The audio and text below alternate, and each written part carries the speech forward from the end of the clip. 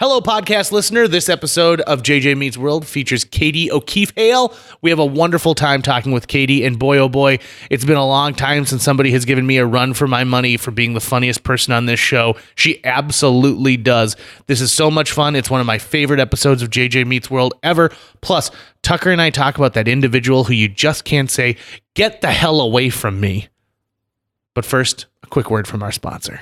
This episode of JJ Meets World is brought to you by Natalie Deutsch of Hatch Realty. Natalie has a proven track record to get your home sold faster and for more money. She is consistently focused on her clients' needs and wants throughout the entire process and make sure that they are well taken care of. If you're looking to buy or sell, reach out to Natalie today. On average, Natalie sells a home every 3.74 days. That's at least 2 a week. And last year, Natalie earned her clients on average over $4,000 above list price on their homes. And you don't have to take our word for it. Here's some of the great reviews Natalie has received. I was overwhelmingly impressed with Natalie and all the Hatch team. She was very responsive and responded to all of the emails within an hour. She gave great advice and encouragement from the listing and pictures, the offer, and all the closing details. The marketing team knew exactly how to promote my property, and I was pleased by how soon and easily my property received an offer. I was actually dreading selling my condo, and Natalie did such an awesome job that I felt like I really didn't need to do anything. The thing I most appreciated was that she really listened to what I wanted to do and respected my decisions. I would definitely recommend Natalie and all the Hatch Realty team. They made this process so wonderful. That was from Diane. So listen, if you're in the mood to buy or sell a home, give Natalie a call right now. You can reach her at 701-388-9338. Natalie, Natalie, at hatchrealtyfm.com, or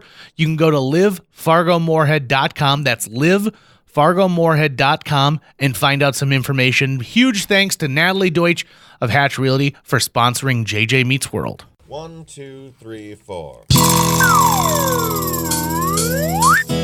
JJ Gordon, sort of like that Indiana Jones, in that he's always sniffing out his next adventure. Yes, he is. He's always interviewing guests so he can have them on his show and they can talk about pop culture, arts, and leisure.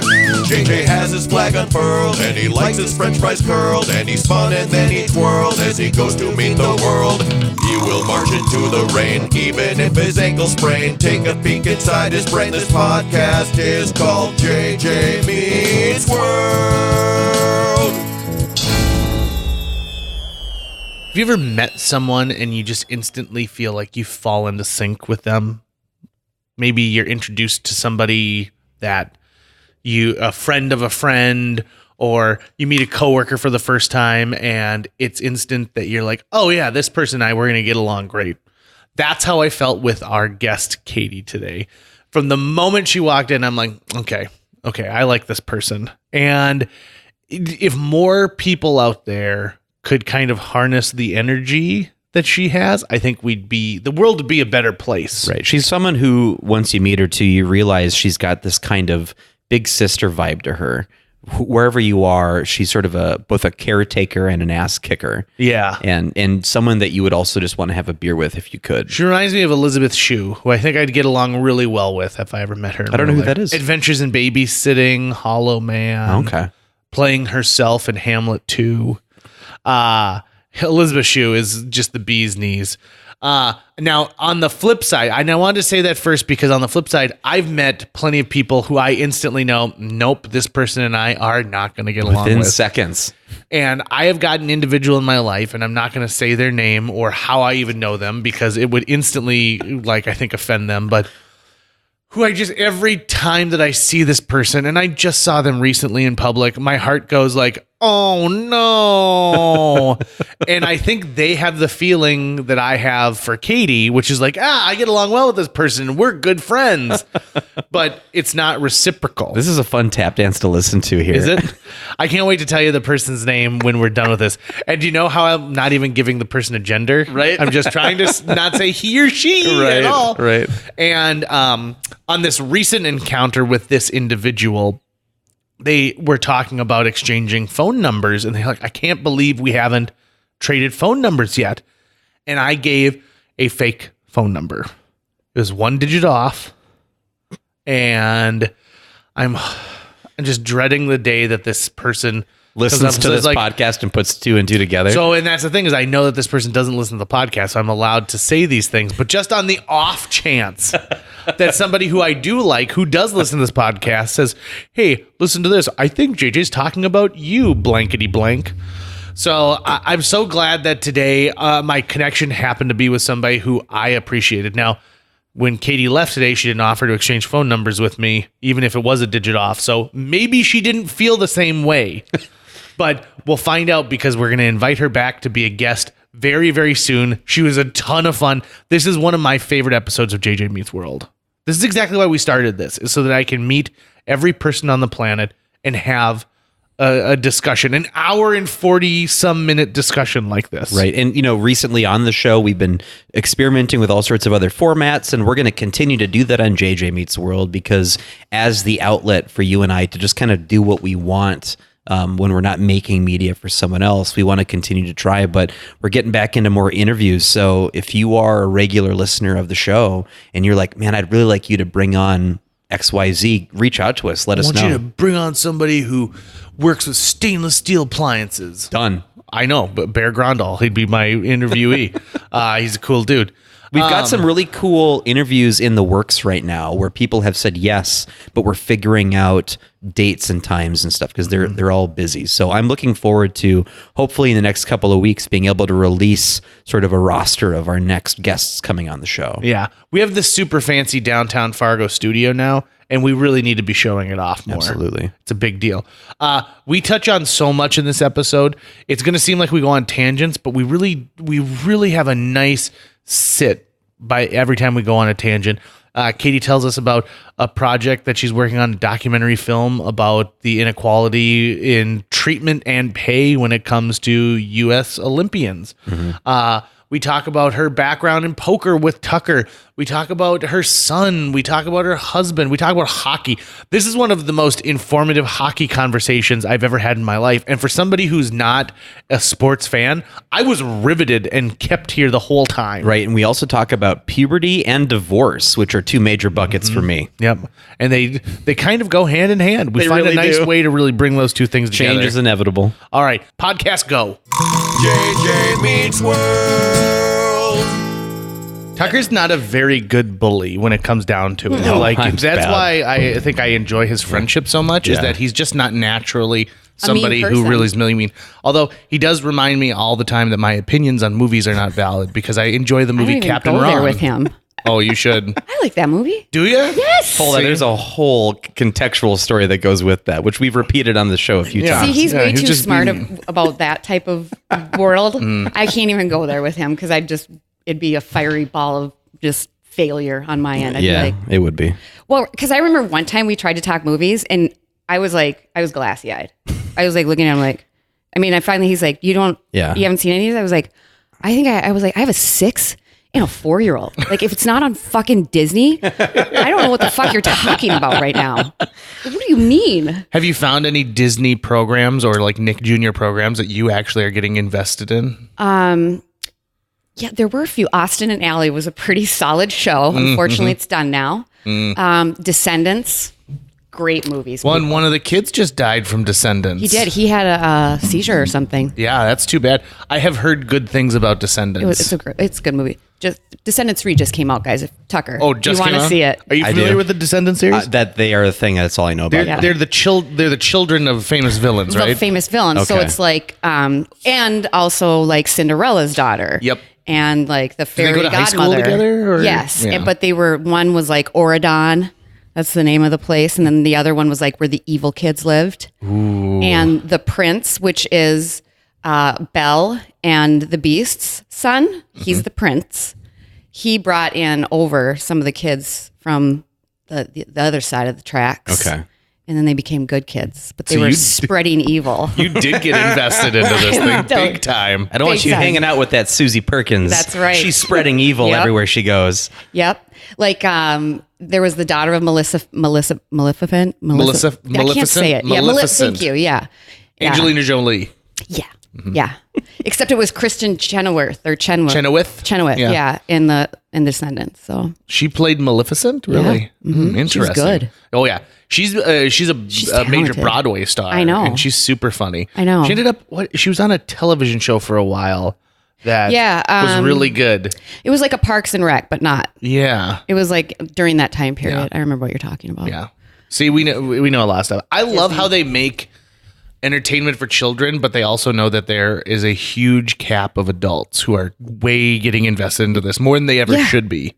They have to, because if not, there would be no children for them to market to, because it would be a form of birth control, having to watch Disney Channel without any idea or liking it. I'd be like, yeah, no, I'm never having children again. Disney World would be over. The whole Disney franchise, done. Yeah.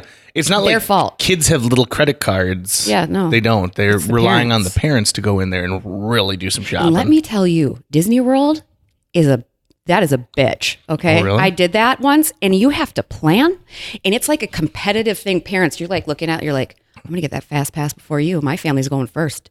You run up to the machine and you're like staring down the other lady. It seems like it would only truly be magical for children who don't have to plan logistics. They're just along for the ride and the fun. So exhausting. How old were your kids when you brought them? I just brought my son with my sister and her son, and my parents tagged along, thank God. And he was 6. 6? Okay, so that to me is an appropriate age. When I see people bring a stroller in with a kid, I'm like, they're not gonna remember. You have to pay admission for that child. They're never going to remember. No, not a million years. Unless you want that awesome Christmas card to say, screw you to the Joneses next door. Like, you go skiing in Steamboat, big fucking deal. I'm in front of the Disney Palace here. It was our last day, and I'd had it. I'm like, I got to get out of this happiest fucking place on earth. Bullshit. And I was like, and my son at the time was obsessed with Woody from Toy Story. Okay. Woody and Buzz. And it was a brand new ride. And I don't care if you got there at 3 a.m. There was a line for hours. And I went up, and I think the poor worker saw the crazed look on my face, because we had tried every day to go on that stupid ride.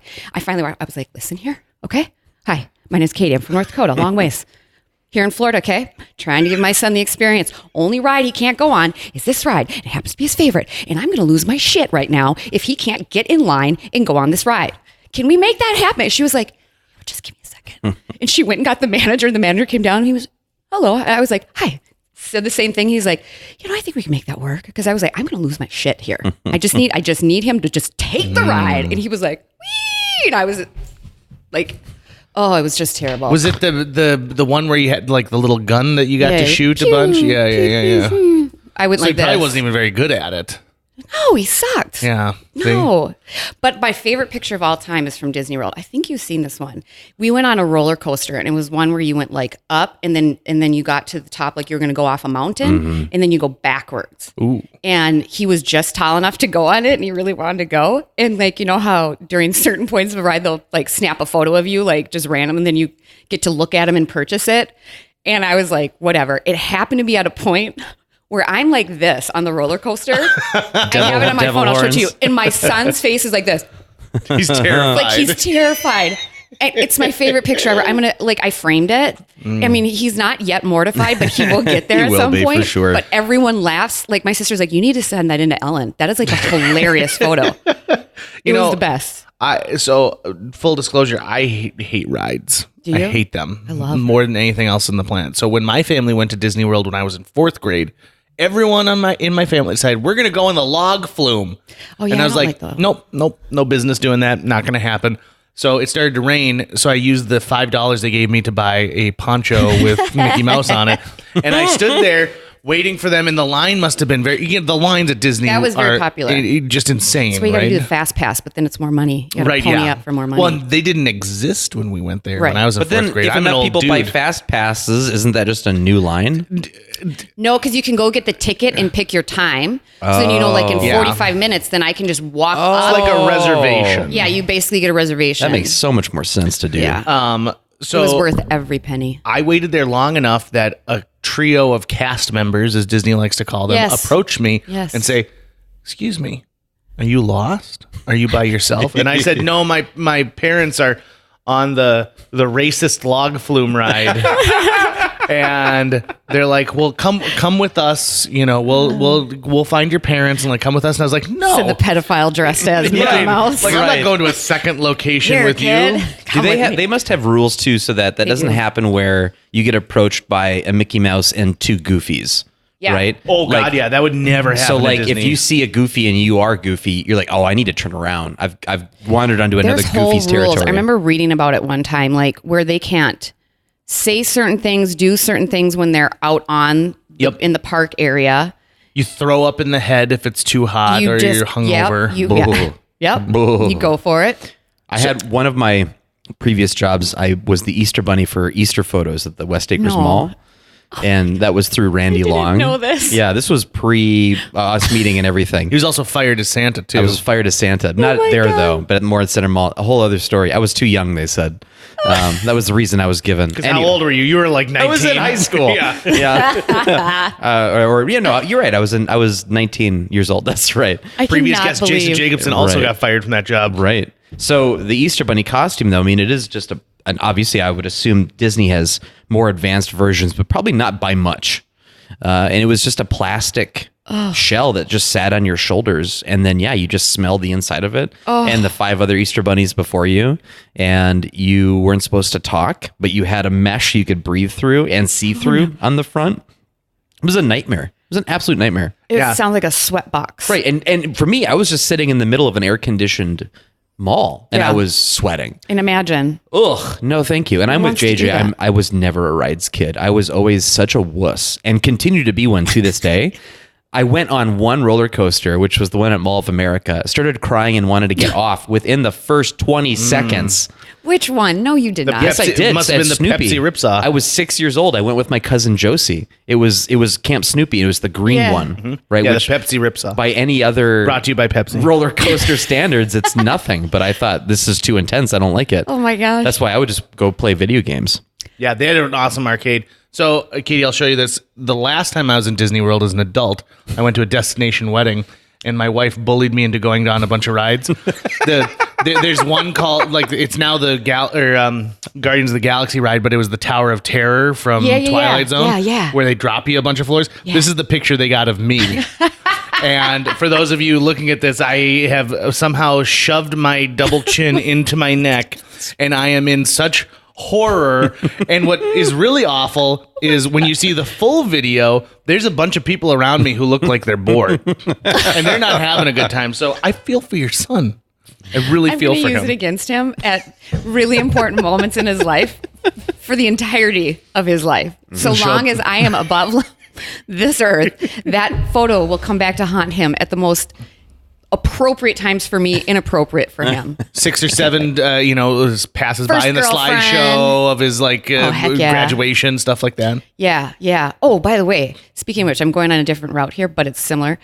About embarrassing my son. I just had to have the puberty talk with him. Oh. Okay? Because my husband wouldn't have it. I'm like, I don't have the bits and pieces. Like, I don't. Is he about to get puberty or does he have puberty? Well, so this started because one of his, I'm like right now they think I'm a cool mom. So the kids always tell me everything, good and bad. Right. So one of his friends came in the other day and had just had his preschool yearly checkup. And he was like, Katie, I was just at my doctor. He says I have 3 pubes. I was like, that's great, Bruce. Good. We've arrived at a time where that's a cool thing to talk with the cool parents. You know what I did with the cool parents? What? Absolutely fucking nothing. Because they were parents and I was mortified of everything that happened to my body, happened to me in school. I would never have shared any of that with an adult figure. I remember, he was so excited. I remember vividly when my dad decided he needed to have some kind of sex talk with me. And I always knew when there was some sort of uncomfortable conversation coming with me and my dad, because he would pace and flick his keys around. Because that always, at one point in my childhood, I made the connection that preceded an uncomfortable talk. And I remember my room was in the basement at the time, and I remember hearing the pacing and the keys upstairs. And I was like, you're like, oh crap. What is this one going to be? I don't know which one this is going to be. How old? I would have been a preteen. Yeah. I would have been just probably 12 years old. Yeah. And he finally walked downstairs, and it was about nocturnal emissions. Yeah, I tried to go there and too. so maybe I had one, but I don't remember it. Yeah. But I knew about them because I went to public school, right? You learn about everything from your peers before the adults decide. I'm trying to get ahead of that. They can talk to you about it. But I think it's better that way because adults just make it weird. Like my dad pacing with the keys. Yeah, Did you make it weird? Listen, let me tell you, I started out killing it. I mean, it was like because he said to me like, so mom, like, Bruce says like he's getting hair, like where else? Like, am I going to get hair? And so he asked the question. So I was like, does he also call his friend Bruce? Yeah. Good. Yeah, Okay, here's what we're going to do, Katie. Yeah. So let's just pretend, assume that 1/4 of our listening audience are boys about to get puberty or now have found that they are in puberty. Yeah. Why don't you give them the talk right now as a responsible adult? Yeah, maybe you're the cool mom, and like I'll play Danny. Okay, and Danny. I'm a new kid in school, but I befriended your call you son Dino. in lacrosse or something. Yeah. Oh, he does play lacrosse. So, yeah. Okay. Be like, So, hey, Mrs. O'Queef. asshole. Dino, you're an asshole, first of all. Okay. So this is going to go real good for you. I know. That's what my grandma says. She's my legal You're going to guardian. get a boner. It's going to happen in school, and you're going to be the laughing stock. That's it. Oh my God. Is it going to stay like that forever? There's things you can do about it. Well, I don't know what to do. Like in school, I should do them. Well, now this is going creepy because I'm talking to somebody else's kid. Dino, there's always the textbook, right? If you find you're in. I bought him a book. Yeah. Off Amazon. Did you really? Yeah. See, Wait, my specifically for covering yourself? Because that's what I was about about to puberty. say. No, I did I'm talk to saying him about covering if you're- himself too if he had a boner. If you are in your TJ, desk my at son. school, the dangerous moment is when you get up from your desk, because if it happened while you were at your desk, you don't have control over placement and what's going to be revealed, but you do have the textbook, which if it's on your desk, goes straight to the lap, Okay. and then you stand up with hold it. it. And then it's always this thing between you and the outside world. And then at some point when you've got a corner, you can go to the bathroom, then you I didn't readjust think after about that. that. See, all I said, I told TJ, I said, you can just shove it. Just shove it. Shove it You down. were the wrong person You to just talk to Tino shove it down. about his boner. No, but let me tell you where we went really bad because I was really doing good. I was like, we're going to get hair like in your armpit, like on, like dad, because dad has a beard, like, like on your face. And, if you can choose to have a clean shaven face or you can choose to grow a beard. And I said, then you're going to, get hair around your penis and on your balls. And he looked at me and he was like, I'm going to get hair on my balls. I mean, it was a pause and then contorted face. Like, and then I went, this is where I went off the rails. Okay. I was like, what? No, there's like things you can do about that. Like, you don't have to like have hair on your balls. Yeah. And he goes, like what? I go, you can shave them. And then he looks at me, he screams at me, he goes, you want me to take a razor to my balls? And he was so tormented. And I was like, you know what? I think we'll stop here today. Okay. Yeah. I was like, good talk. You know what my parents did? They got HBO. I'm dead serious. We got HBO in my house, and my parents were like, just watch it after 10 o'clock, and you'll you're learn. taken care of. And I am the worst adjusted human being you could probably ever meet in your entire life. God, that just brought me back to the days of like going to a sleepover at a friend's house who had cable, and then you tune into channel 68 to watch the scrambled porn come through. Yeah. And every once in a while, I'd be like, I saw boob. No, I think it was. I think it was. Kids today will never know that experience because it's just like you don't have channel 107.2. Yeah. No. Yeah. No. My son the other day on Instagram was looking up something. Like I think it was like some either lacrosse or hockey player's like Instagram account, and it started with his name started with P. So he was like at P, and first thing that came up was Pornhub. I was like, oh yeah, just keep typing. Right. And he didn't notice it yet, but I was like, oh dear God. There's this weird double standard on Instagram around nipples. Yeah. And if it's a female nipple, it gets blurred. If it's a male nipple, it does not get blurred. Yeah. It's a profile image. It's a profile image, right? But there are all these models who are on Instagram, and all they do is just blur their nipples, but everything else is right there. Yep. And I just think instead of protecting kids from these evil women nipples, they're just going to make them think that women have blurry nipples, and then they're going to get freaked out the first time they see some for real. Yeah. Well, it's also going to give kids a complex too about about it's a nipples, little bit of about how shaming, like body shaming. horrible they are. What exactly That's what I mean. is Like, that what thing is that wrong should be with afraid that? of it? Both of us have them. Right. Like, right. What is wrong? Right. Actually, one of my friends is hilarious, and because she's writing a book right now. It's kind of sad. It's about her one of her sons who passed away from a type of cancer, but she gained this massive following because when he was sick and eventually dying, she wrote a blog every night, and it was this heart-wrenching, very raw, very real blog. And so now she's done a ton of fundraising and is known all over the world, really. So she's writing this book, and she had another daughter. Actually, Taylor Swift wrote a song about him, and it went to like #1 on iTunes because she was reading the blog unbeknownst to my friend. Oh, wow. And then and sang it at Stand Up to Cancer. Damn. And it shot to #1. And then they met. And so she had a daughter after her son Ronan passed away.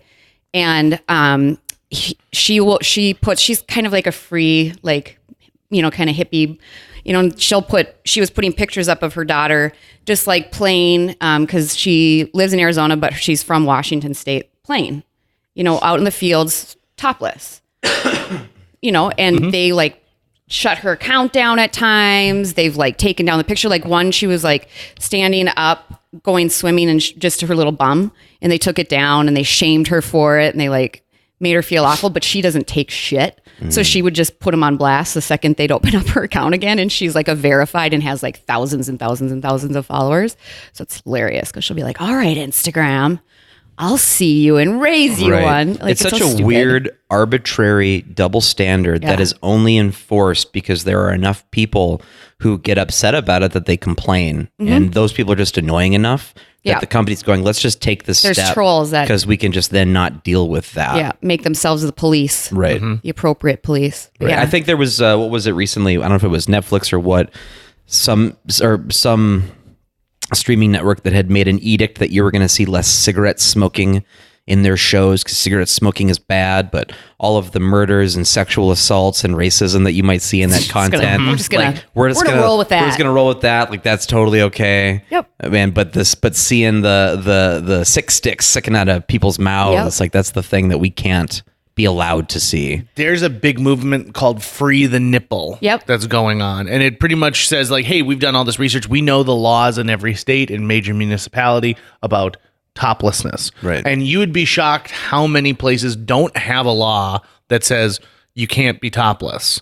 And so like Duluth is dealing with that right now. Really? There's a woman who is topless sunbathing and caused a huge stir on the beaches of Lake Superior, and the cops came and she's like, there's no law. And they're like, blah, blah, blah, blah, her nipples are visible. Blah, blah, blah, blah, blah. So is his. How do I explain that to my kid? Yeah. Now, after that, the tourism in Duluth like skyrocketed. So maybe places should be really... That's what I think North Dakota is missing. We're not leaning into the fact of like, okay, listen, let's be sort of hedonistic in the upper Midwest. And let's have this thing where it's like, yep, listen, we got no topless laws up here. And then we don't have to pay Josh $500,000 a year to take a picture of him with a fish. Then we're like, all the people will come to us. That's right. They'll just come here.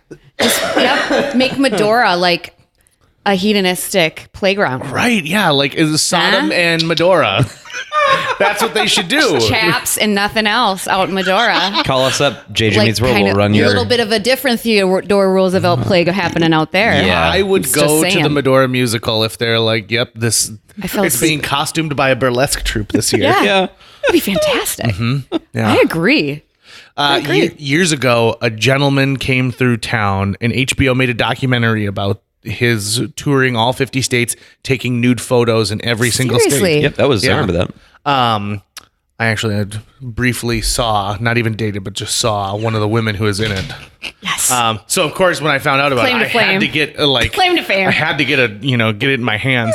And I think he came through in 97 after the flood because they took photos on the river, right? Yeah, she crawled out onto like a big tree limb hanging over the red.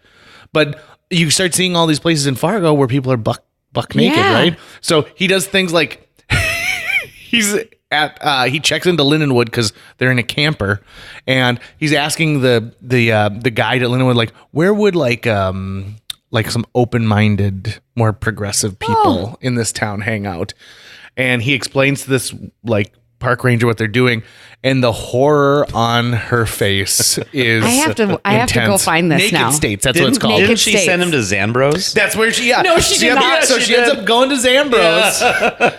Just 2 blocks away from where we're recording this podcast God. right now. Yep. And then just sort of like hanging out and trying to figure out. And so he would just cold call and walk up to a table and be like, excuse me, would you ever consider posing nude for this thing I'm doing? I'm not a weird creeper. This is my wife. She's with me doing this whole thing. And this would have been before there was any sort of social media for him to try to reach other people online. Yes. I think MySpace may have been around at that point. MySpace might be Zanga blogs, but other than that, nothing. I think that was it. So and he gets both men and women too. Like he wasn't just going after women to pose nude. He wanted men to pose nude. These photos are not like prurient. Like they're not sexualized. They're much more about just letting go, I think, of what guards you, if anything else, or just the human body as a piece of art. But just the notion that someone might get upset. Like there are so many of the statues of Michael that have been covered by the Catholic Church because we don't want to show genitalia in a church setting. Yeah. Right. Yeah. Well, anyways, they're so... We talked about nudity a lot more than I expected us to talk That's hilarious. about. I know. Well, and this all started I was just telling you my failure of puberty talk with my son. Right. So this is also sort of just a perfect explanation of why I love Katie and why I'm so happy that I finally got her in here. So I first met Katie when I first started working at the Heartland Poker Tour back in 2007, I think. Yeah. And at that point, Katie was one of the hosts of the show. Was he the official sideline reporter? Yeah, sideline. Yeah, interview as they would exit the table. So then Katie, I would interview them about their play. Katie did exit interviews, but that's really only the tip of the iceberg with your career. So yes. I want to talk about your career both on and off TV. Perfect. So why don't you just kind of give us your resume? Yeah, Katie, tell us what you did. Worn a lot of hats. University of North Dakota, went to undergrad law school there. Put my law degree and license to really good use right out of the gates, and was the sideline reporter for the Twins for 2 seasons with Bert and Dick. Loved it, but I always lived here. And then Heartland Poker Tour, that was always kind of a side gig for me. I never really, it wasn't a full-time thing. I really did it because I enjoyed who I worked with. I loved these guys, and the crew was awesome. And during that time period, however, I was then actually working in law and was a mediator for the Supreme Court, family mediation practice here. Ooh, that's gotta be tough though, huh? I loved it, but yes, you see a lot of sad. I have some great stories though too that are hilarious. Like the woman who thought her husband was cheating on a woman named Ashley Madison. And I had to break it to her that, well, it wasn't just one woman. It was, and they were in there together, and it was the most awkward silence ever. And I finally looked at him and I go, do you want to tell her? Do you want me to? He said, you could go ahead and tell her. I was like, so Ashley Madison isn't just one woman. It's not one enterprising gal who happened to buy her own name as a domain. Oh, and she flipped. I mean, it was like table flipping, freaking out. So I did that for 10 years, also for the Supreme Court and on my own, in my own practice. And it was great, but I was ready for a change because it is pretty emotional. There are times where I'd come home and look at my husband and be like, just give me 20 minutes. It's just sad, And then Todd came calling with Poker Night in America, which Tucker was at. And then I did work there for a couple years full time. Did some on-air stuff for that. All the while, I am a hockey sideline reporter for Fox College Sports, CBS College Sports, Mid-Continent, up for University of North Dakota hockey because I love it. So your family is deeply entrenched in hockey culture in this part of the country for all sure. Over. Yeah, I mean, my brother-in-law, my sister's husband, is the assistant coach up for the Maple Leafs this year in the NHL. They all played at UND. My dad played at UND. My husband, both my brother-in-laws. Now I sound like it's really real intertwined there. But we live and breathe that sport for sure. I mean, I just enjoy it. How many missing teeth amongst all of them? Actually, well, my husband has a few titanium, fakes, and his brother does. His brother played 9 years in the NHL and was a kind of an enforcer. So I used to play NHL 94 on my Sega Genesis when I was a kid. Too. I was really good at it. You were really fucking good. So that's our connection over hockey. I love the movie Slapshot. So I love it too. Oh, good. Who doesn't? Yeah. That's a great movie. Last year, I was asked to play in a sled hockey tournament and I had just a blast. Or was it just? It's through Hope Incorporated at the Angel Arena, and so it's for kids who have mobility issues. Yes. And so I get out there, and what they do is they sit you on. It's got 2 skates on either side of a little bucket that you sit in, and then a peg at the front where they lash your feet in. And so you get 2 small sticks that have pegs at the bottom, and then look like a regular hockey stick at the top, and you use those to propel yourself across the ice. So I get in this thing. And I'm like, oh God, there's a lot of upper arm strength that I was not prepared for today. And I see another kid on there who is flying across the ice. He's making turns. He's doing that thing where they like skid and ice, stopping. It comes into your face, which I was like, I remember the movie Cutting Edge, toe pick. And so I was like, oh my God, if this is the kid who's on the other team, we're screwed. Well, luckily, a bunch of WDAY people showed up, and they're like, oh no, he's one of our regular players, and he's the ref for this game. And I was like, whew. Thank God. So a bunch of other chubby media people came, and we slaughtered them. It was awesome. I had such a good time doing that. Kids. No. Oh, No. The kids would have slaughtered me like in no time. In fact, that's hilarious. You fall over, and then you're trying to get up, and you don't look good trying to get up in a hockey sled. No. And so the kid would come over, and he'd be I've like, never done that help me. before. It is wild. It is I'd awesome. like to try. Yeah. Yeah, I skated for a long time, but I have never done that.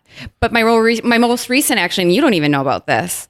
So 2 really good friends of mine have played for the women's Olympic hockey team for the last 3 Olympics. And this started, probably 5-6 years ago. I would talk to them about, just their sacrifices to play, the unequal support that they were receiving from USA Hockey versus the men. And I wanted to do a documentary about it. I wanted to follow them and show like basically every day is their Olympics. They're expected to completely like wake up, think USA Hockey, work out. They have to have a full-time job because USA Hockey was only at that time paying them when they were at tournaments, which was once or twice a year. But they were expected 365 days a year to be an elite athlete and train like one, but they didn't have any financial support and weren't given any sort of real structure in how to do that. Yet these women did it, and it was for the love of the game and for their teammates. Whereas the men, like here's an example. For Sochi Olympics, the men who came from the NHL, all of them, so they're all millionaires, few times over, they were flown, including their families, first class to Sochi. They were put up in 5-star hotel. The women who were favorites to win the gold were flown coach. Their families were not given any money to come. In fact, we raised money for our 2 friends for their parents to come to be able to go to Sochi privately. And they got to Sochi and their jerseys were hanging up and they were so pumped, right? It's like, oh yes, jersey in the locker room. And they went to put them on and noticed that there was threading on the inside of years. And the women's hockey has been an Olympic sport since 1998. They won the gold that year. It's the only time they won the gold other than this last Olympics. And the only ones that were on there were the male jerseys, the years that they won gold. And it was just at that point they were over it. So I talked to my 2 friends, they're twins, Jocelyn, Monique, Lamoureux. A lot of people in this area would understand. They're from Grand Forks. And I just said, I want to film this. I don't know how I'm going to do it. I don't really know what I'm doing, but your story needs to be out there. They had then filled me in that they were planning to boycott Worlds and ask for equal pay. And I mean, I don't know if you guys recall, I mean, it made world news. Like it was huge because the soccer team had just done that. Unbeknownst to me, this guy named Ross Greenberg out of New York City who made Miracle on Ice, that's his baby. He was the HBO Sports president for 22 years. He's won like 63 Emmys and 9 Peabody Awards. Like this guy's, he had done a soccer documentary about their unequal pay and discrimination that was wildly popular. And he does like Road to the Stanley Cup, a lot of 30 for 30 stuff like that. That's what he produces. He had called their lawyer, the women's lawyer, and they were like, the lawyer's like, well, I think they're already working with somebody on a documentary. At this time it was me. And so all of a sudden I get this phone call one day, just dropped my kids off at school, Fargo, North Dakota. Like, Katie, it's Ross Greenberg out of New York City. And I'm like, why do I know that name? So I quick did a Google search and I was like, I mean, he is like one of the top sports documentarians of our time. Like he put it on the map. Okay. Couldn't believe it. He couldn't have been more kind. So he worked with me. So I followed the U.S. women's team through centralization in Tampa all the way through Pyeongchang. Katie. And NBC Universal picked it up. Sweet. Awesome. Mm-hmm. That's fantastic. And USA Hockey is fighting us on it. Good. So then is there any notion as to when this would be viewable? Not right now because they're really fighting us on it. So when you say you were like, are you in the film? I travel. Yeah, I mean, sometimes, but I was I'm one of the executive producers of it. Awesome. And so I worked with Ross. His brother, Mike, who does a lot of his NHL stuff, was Sharon Stone's first husband, by the way. Oh, my. I learned a lot about him and her and Harvey Weinstein as well, too. Oh. Katie, if this starts to get to the point where it's going to come out, please come back on this podcast. I will. We'll do a whole one just really about need this. the numbers. Yeah, it was, sure. You guys I was so in awe of these women and what they put up with to live their dream. Mm-hmm. And then to go to the Olympics and win, given what they had to put up with. I mean, like before the Olympics, they were weighing them every day and telling them if they were getting fat or not. Like USA Hockey was like legit playing mind games with them. I don't think they wanted them to succeed because then it would mean that their equal pay fight was legit with a public that maybe still some don't understand, stop whining. You're fine. You get paid enough. Like it was crazy what they were doing to these women behind the scenes. And it just makes no sense. Like these are amazing athletes. Why would you not want to support them? We're also asking they're members of your organization. And amazing human beings. Like some of these women, like let's just take Joss and Monique, for instance. I mean, they both graduated in less than 4 years, while playing a Division I sport, while competing in the Olympics, both got their master's degrees, one as a senior and the other right after, working full time. I mean, they're phenomenal examples of what hard work and dedication and believing in yourself is. And some of these women are gay, and that's a whole nother dynamic that they've had to deal with in their life. On top of the discrimination they were experiencing for doing a sport that they love from USA Hockey. I mean, it's like a double dynamic of discrimination, and somehow they all had this will and determination. It was awesome. Like I learned from them, and I was so honored to play a small role in airing their story. Oh, I can't wait to see this. I cannot wait to see this. I think that in the last year, there have been a lot of spotlights that have started to shine brighter on the fact that we ask people to represent the United States in things such as sports and business, et cetera, and we're not giving them the tools to succeed. And that is horrible. Yep. Because where are we going to go to? We're going to say like, okay, well, we'll just, someone who would take the pay that it is, like say like, I'm not going to treat this as my dream. I'm going to treat this as an actual job. And I would rather work at an Arby's and get paid what I need to get paid and sleep in my own bed every night and not have someone breathing down my neck about it. I followed the women's soccer like there's no tomorrow. Yeah. And it just, every day I woke up and I'm like, it just ticks me off so much. I got to meet several of them too, because they were great supporters of the women. They both have been, behind the scenes. Of course, the Soccer Federation was kind of like, stay out of it. So they really couldn't come out publicly. But there was like Billie Jean King was, we filmed a phone call between the entire team and Billie Jean King when the team needed some inspiration because they were beat down. They were ready to give up. And, there's a quote, and she felt the energy through the phone. You could tell. And she just finally had it. And she's like, women, enough. Like, we will get through this. You are doing this for the girls that are come behind you. You are doing this for people all over the world. And we will stand together.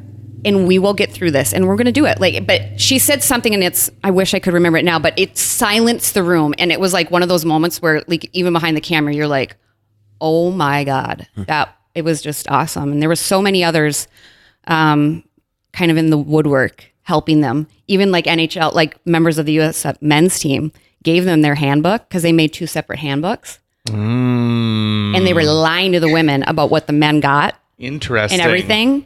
And during negotiations one time, one of the U.S. women just came and just went, boom. Now you want to keep lying to me? Like, it was crazy. was awesome. Well, it's amazing. So, okay, so I've got a billion questions about this. Number one, did you get to touch one of the fringed gloves that Ralph Lauren made? Yeah, no, I totally did. Because I wanted one of those gloves really bad. I got to wear some of that stuff. Did you? Yes. I'm it was awesome. jealous. What are you talking about? I got some swag. So I got some swag for the Olympics. The U.S. Olympic Committee worked with Ralph Lauren, to design the outfits that they wore, like at the opening ceremony, and they made these tan huge gloves that had giant fringe. I mean, that fringe looked like it was like a foot and a half like long. Hollywood cowboy stuff. Oh yeah, like a rancher and like Telluride. Yeah. Specifically, if you watch the movie Dumb and Dumber, the outfit that he wears to meet Mary in the bar, right? Jim So Carrey, if Cher was a rancher, basically, yes, got it. Okay, and all the Olympians got those. Okay, so we wore those. I mean, I got to try. I was like playing dress up and pretending like I was an Olympian. Those gloves were $1,000. You know, you could go on to like USOlympics.com and buy a pair for $1,000. They got great boots too. Like those are really cool. Katie is big into costume pieces. I am. When we worked at Poker Night, there was always like weird hats and tutus and like unicorn wands heads and other stuffs just laying around because it would just start to show up. You never know when you're going to need it, right? From Katie's like home to wear 'em. to our office, like a rainbow with like big character like hands. Yeah. Neither of us have worked there 'em. for a long time now, but I bet if you look around there's still stuff all over the place in like the ceiling, probably. Yeah. I love just every once in a while you just want to, step outside yourself, put a little costume on. Yeah. Oh, without a doubt. Have a little fun. Life's too short. Mm-hmm. Yeah. We had a professional cosplayer who was on the show, and Laura Kay. It got me more into the idea of cosplaying. I can't sew and I can't paint. Like my artistic stuff is in live performance. It's not in the creation of anything. So I'm jealous of those people when they've got it. But for the last 6 Halloweens, I have portrayed a different John Candy character from a different John Candy movie. This is amazing. I'm ready to make an announcement here. It's big. Uh-oh. For my God. Halloween 2019, I'm going to be going as Gus Polinski, the polka king of the Midwest. And I bought on an auction site the screen-worn jacket No, you did that not. John Candy had that says Gus, and then it's got the polka kings on the back. Are you kidding me? From Home Alone. You bought the actual I bought prop? it. It cost me. My wife might listen to this, so I'm not going to tell you how much it was. It was expensive, but it's his actual. It's a 5XL jacket, which is really big even for amazing. me. But I am ready to own it. That's amazing. So this year I'm going as Gus Polinski. So do you have it in your possession yet? It's getting shipped from one of the Koreas. Okay. What are the Koreans? So apparently, like it's really big in Asia to buy up like film memorabilia Sure. stuff. Okay, sure. And then And they then just sell it sell. online. Yeah. So Well, they're a lot smarter than us. they are so much smarter. The South Koreans are. They're very, And they're like we everyone's smarter than me, though, so that's fine. we know that they'll buy it. We know that the Americans will pay anything to That's get their right. treasures back. Oh. So I love good for you. Costume it up, feel fancy. I just like having fun, you Yeah. know, and like little pranks here and there and stuff like that. So I don't mind, you know. One of the I got to meet Joe Biden too. By Really? the way, Yeah? throughout with the documentary. Yeah. How's Joe? The warmest, like what you see on TV times 10. Like he's just a very warm individual, I guess. The thing that I miss the most about his vice presidency. Can I guess? Yep. Are like the Onion articles where they've got him Diamond Joe shirtless. Biden. Yeah. Of Diamond Joe Biden. I love the persona of Diamond Joe Biden so much, where he's like washing his hot rod on the front lawn of the, of the White House, and he's in like a string of like ads for gentlemen like cologne. That's what I miss the most. There is a funny moment in the documentary where I'm interviewing one of the players. And I don't know. I mean, with me, I guess I probably should have known. It went way off topic, and we were talking about, because we started talking about gay and, you know, just like that process and, you know, kind of her struggle with that and whatever else. And then all of a sudden she stops, and we watched it back, and it's hilarious because she was like, you know, I've turned every straight woman gay. When I put my mind to it, it happens. And I looked at her and I leaned in and I go, and I like paused, like Ross was dying laughing. He goes, that's like 45-second pause. Cause I was like, and I finally go, are you hitting on me? Like, is this I'm flattered, and she was like, think about it. Yeah. I was like, called my husband. I was like, by the way, don't screw up. Yeah. I've got an Olympian who really wants to turn me, and it may happen. It's a little challenge, It right? might happen. Yep. Yeah, isn't it interesting how there are things in the world that are really flattering? Like Yeah, you're I like, thought it was great. no, thank you, but that is incredibly. I was so flattering. proud. I was like, yes, yes. Like I constantly asked to do media pieces on like new foods and stuff like that, and they're like, "Oh, he's chubby, so he'll be good at this." Like his- and so, well, at one point, I'm like, I have other interests other than like the best all-you-can-eat buffet, but I am very flattered, and I will take you up on that offer. Thank you very One much. of my dreams is to be asked by a major network to go and cover every buffet in Las Vegas. You'd be there forever. I know. You'd have to that would be a solid 2 years probably. What kind of a rating scale would you use? Yeah. There'd be so much. I mean, Right. at first I thought like, do I rate it by like biscuits? You know, like this Right. gets 5 biscuits, Right. but you know, it has to be something else. Maybe it's just straight up sporks. Right. I mean, every one of those buffets is going to have frozen pizza on Yep. the menu. Yes. So that's got to be the frozen pizza meter. Yep. A lot of them are going to have sushi, but a lot of it's going to be like Crab really legs. bad sushi. Yeah, like Crab bad legs. crab legs, and there's never enough. Yeah. No, you're gonna have to. You might have to break it down into categories. Every once in a while, you have to issue a mimosa alert. Like this one has mimosas. Are they bringing you individual glasses, or will they put a whole pitcher on your table? I mean, I think these are all they're things. bringing you little flutes. little flutes. Yeah. Because we went to the Aria last time I was there. Okay. And their buffet was legit. And one Yeah, of the well, things that's a about nice it is place, it's right? super nice, right? Yeah. And you pay for the niceness. Yeah, doing Poker TV, Katie and I saw pretty much every kind of buffet you could possibly ever Yes. see. Isn't it weird when they reach out and they're like, once every week we're gonna have our Czechoslovakian buffet, and you find like, are you really digging that deep in? And then they find out like, yeah, Tuesdays explode for us. I don't even know Yeah. what would be on the menu for a Czechoslovakian. Pierogi, isn't that a Hungarian yeah. pierogi? Yeah, that's No right, right. idea. Yeah. Probably a lot of boiled meats. We just lost our Czechoslovakian demographic. Well, good, because that doesn't exist anymore. It's the Czech Republic and Slovakia. It's true. By the way, Tucker, Yep. that was a fail. Every time that a country splits or like a new country is formed off of a chunk of another one, don't you think the map makers of the world are like, fuck yes! Rand McNally lives again. New edition. Tucker, did you film my worst shoot ever when I had to try to ride a horse? Nope, that was right before I came on Okay, board. that I was- remember that footage though. This is the most terrible time of my life. You can't ride a horse? Oh, no. It tried to kill me. It tried to buck her off. And, really? And then afterwards, when I was on solid ground again, reliving my near-death experience, the family dog came and pissed on me. Oh, really? Yeah, I was just standing there. All of a sudden, I feel this warmth, and I look down, and the dog's hind leg is up, and he's just peeing right on me. What'd you do to that friggin' farm? Did you walk up and you were like, screw you? I don't know. Middle but it's America? scary. That was the worst shoot ever. And Is it- everyone was dying Is it laughing. it's all on film? Yeah. It is. Oh, boy. It's all on film. Were they able to cut it into anything? No, I don't know. I don't even know. I think I saw it once. I'm sure it's somewhere. Right. I could never run for public office because there's so many things that I've said on here in this front of a podcast microphone that I alone- shouldn't. This podcast alone Yeah. would be the only thing you'd Yeah. need to disqualify Katie. Yeah. I mean, like all of the producers up for hockey, they have like a Katie reel that they just keep adding to. When It's like, just really. Okay. when I That's ran great. for school board in Fargo, I asked Tucker to please wipe the internet of a couple of movies I made with him where I was dressed as a giant baby. And even with a good scrubbing, you can still No. find a lot of screen Yeah, caps. I didn't try that hard. You gotta have a Because hacker to I do knew that at for that you. point, it's like, it's too late, bud. I'm real sorry. Too late. And did you win? No, I did Oh, not. okay, But I that's didn't come in last. I ran for Hey. mayor, didn't come in last. Right. So like that's what I Nice. always think is the most important.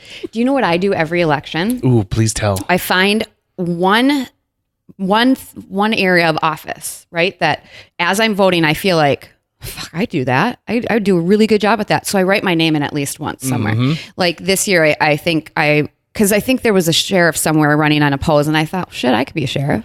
I'd be really good at that. So I was like, put my name in there. Yeah, why Throw not? my hat in the ring. Wouldn't it be wild if you got it? Yeah. Yeah, and then they're like, "All right, Katie, you're the new sheriff. We need to know about your grid techniques and the water rescue." And yeah, and I'm a fast learner. Fortunately, YouTube, remarkable. You can learn anything there. I mean, I don't vote for myself for tax commissioner because nobody wants me to do the numbers. No one. That's why I became a lawyer. I wonder what the tax commissioner's job actually is. Like, obviously, they're commissioning taxes. Who knows? Are you in charge of making sure everyone does their taxes? Obviously. I'm going to commission the taxes. Could you not commission taxes this year, please? I'm going to be bold. So, Katie, running no commissioning of taxes. Right. Katie, vote for me, tax That's commissioner. basically the libertarian ticket every single year. Yeah. Is I will dismantle this Tony job. taught me a lot about that. Yep, our good friend Tony Magnol Love Tony. ran for tax commissioner with the purpose of dismantling it. Yeah. Yeah. I think there's a lot of offices that would prefer to do that. Right. Did you ever see the movie Election by any chance? An Alexander Payne movie with Reese Witherspoon and Matthew Broderick? Oh, You would love that. I believe I did. That was a while ago, right? Yeah, the late 90s. It is a wonderful movie about how like the election system is broken, just shown to you as a high school presidential election. And it's really wonderfully funny. It's one of the greatest comedies I think it is of all broken. time. I mean, look what we got going here. Right. No joke. It's terrible. Hey, I'm going to be bold. I've known you for 55 minutes, but you like smells, I bet. Like when someone's wearing like a cologne that you like. Why did I put too much perfume on? Because I tend to do that sometimes. No. I can put on the Katie amount. Yeah. The amount that I know Katie is present. I know. I have a terrible sense of smell though. That's why I feel like I put too much. But it's not patchouli or something, so we're fine. No. Yeah. Right? Yeah. But something grabs you and you're like, what's that? What are you wearing? Yeah. And then you'll compliment them on a good smell. Yes. But then you'll also be like, you smell like fajitas. Well, I won't necessarily say, I kind of like fajitas. It sounds good right now, actually. That smells a good smell. If I know them well enough, I'll be like, listen, you are ripe. And it's not okay. But if I don't know them well, I'll just try to kind of steer clear. Be like, I would like to change the seats on my plane. So funny that you said this because right before I came here, I literally said to my husband, oh, you smell good. And he was like, okay. That's my job, is getting down to the essence of people. You nailed it. Good. Thank you. Fucking nailed it, JJ. Yeah. I'm also a guy who really loves colognes. In fact, I'm working on a new sponsorship for our show. I did this a product called Hawthorne, and you answer this really long survey. And Are you shitting me or is this for real? This is for real. Okay. So they ask you questions about things like, what do you wear to work? Are you wearing a suit and tie? Are you wearing, khaki pants and a dress shirt? Are you wearing whatever you want? What kind of detergent do you use when you wash your clothes? Oh, nice. And it just goes, would you rather have a gin and tonic or, a Pilsner? Beer. It just goes on and on and on. It's tons of questions. But at the end, they figure out what your scent profile should be for both work and play. Did you come up with this? No. This is a website that's already out there. I was going to say, they found me based on my search history. Yeah. Seriously? And so they said, okay, so fill it out, and then we'll create a custom cologne for you based off all of these. JJ's parameters. constantly Googling, how should I smell? Yeah. How should I smell? And it's really good. Like I've got one that's got My wife is mad at me. tree. What cologne should How I wear should today? I smell Tuesday? Well, pissed off the wife. Yeah, or I'm going to a business meeting, but I really don't care if I get the account. Yeah. Like, So I'm what wearing kind of Kenneth scent? Cole Black. Yeah.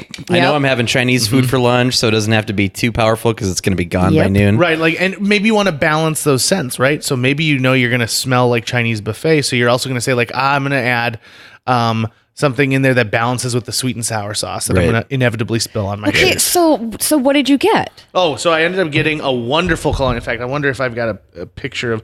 So they sent me these two colognes. I'm about to smell them right now. I love I'm not them. kidding. I'm having a really hard time staying at the mic right now. I just want to go over and I'm not wearing smell his neck. I'm not wearing it today. Okay. I wish I was, and I wish I had brought it with me. It's great, but Because anyway, you usually wear cologne. I do. In fact, I am wearing something today that came in a bottle with a wicker basket around it.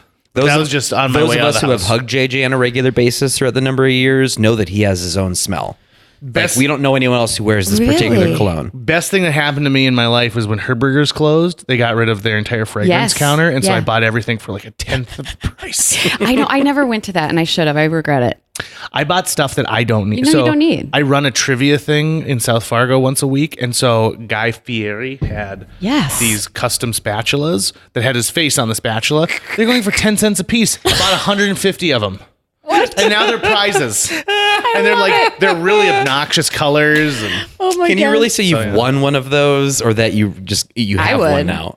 Now I have this. I think it's a conversation starter, right? So you go into a kitchen that's really everything's designed, right? Like we only have stainless steel tools and we've got, slate colored appliances. And then there's this one Guy Fieri fucking spatula there. And they're like, what's the story with that? You need to so here's how this is where we're going to go back to the Las Vegas. That you need to do like a trophy with those spatulas. Okay. Oh my God. And then when you're doing your reviews of all the buffets, you award. How many Guy Fieri spatulas and get him involved. Get him involved. Then you're going to have a whole bunch of people watching. It can be like the Fieri throne. It's like the Iron and then Throne. At the end, the golden one, which you'll just spray paint. Like we'll just go to Michael's and spray. We're not going to actually. But with the face on it, and that's awarded to the best buffet overall. I like but that.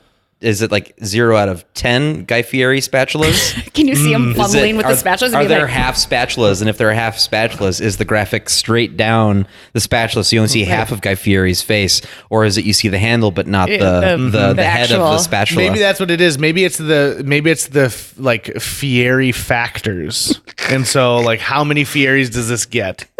It's got a Fieri factor of 5. See? I'm honest. I mean, yep, that's great. So you saved those damn spatulas for your Las Vegas tour. If you get shut down with your documentary because of too much, law stuff, like you come and we'll get it done. As long as I can wear costumes, I'm good. I will have a heart attack on screen for you. Like that's how devoted I am to this project. I think you're also allowed one Fiery Fieri award throughout the year. Oh. So you can only give it once. Yeah. And once in the year. And so someone gets the Fiery Fieri award. That's when we just add because his hair gets really spiky, right? Mm-hmm. You just add some spikes right on the top of the spatula. Glue on some spikes to the top of the spatula. Maybe flow. So it's like fire. So speaking of flow, that's the thing I'm going to miss now that the hockey hair team guy has hung up his I was so his sad spurs. to hear that. But at the same time, get out while you're ahead, right? I know. You could do that, though. Leave while you're on top. You guys are witty enough. No, not. He's freaking hilarious. Not in his voice and his ability. I know. He is so good. So dry, so good. Yeah. I loved it. So I'm going to miss that. I know. I'm going to miss that a lot. That's the only thing you're going to miss about the Minnesota State hockey tournament. I wouldn't know it existed if not for that. And I don't even have hair. I know. So I'm double fucked when it comes to that. But I get to at least enjoy all these kids and their salad. Yep. Right? Yep. Oh my God, that's hilarious. I love it. You know what my husband and I did this morning too? We figured out what your porn names are. I'm sure we all did this in high school, but I'd forgotten that. And I don't know why. We were like just eating breakfast. He's like, so what's your porn name? And I was like, what are you talking about? He's like, it's like the first animal and then the street you lived on. The name of the first animal? The name and then the name of the street you lived on. I'd be Coacher 4th Street. Wait, what's the first one? Coacher. Then could we just do like quad coacher or coacher quad? Like kind of depends on what town you come from because most of the streets are numbers, then it's all going to be numbers. Mine was at first, but then it became Birchmont, so I'd be Bootsy Birchmont. Ooh. It's not very good. I don't like it. So I lived on a numbered street, so I'm gonna take the street that our lake cabin was on, which makes me Maynard Scalp. This is so fun. I know. Okay, so my husband, he's a big, like burly hockey player, red hair, right? Tucker was like, oh my God, he's like a little Scottish. His porn name, you guys, is the best. Rusty Round Top. Yeah, that's fantastic. That is really, really good. It's perfect for him. That is really good. Red hair, beard, big guy. I'm like, you are Rusty Round Top. Maybe you missed your calling. Right? I wouldn't let him do it now, but I mean, I was like that as a fan. And so I was leaving. I was like, all right, Rusty, see you later. Rusty would be definitely. Hey, Rust. What's up, Rust? Starring Rusty Round Top and Bootsy Birchmont.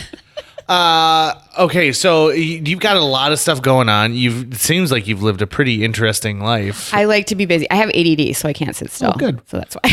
What's something you haven't done yet that's on the bucket list? Oh, boy. Personally or professionally? Either or. Dealer's choice. Okay. I want to cage dive with sharks. Really? Yes. I've swam with them, but I want to go either the Baja Peninsula in Mexico is a really great place to do that, or obviously Australia. But I 100%.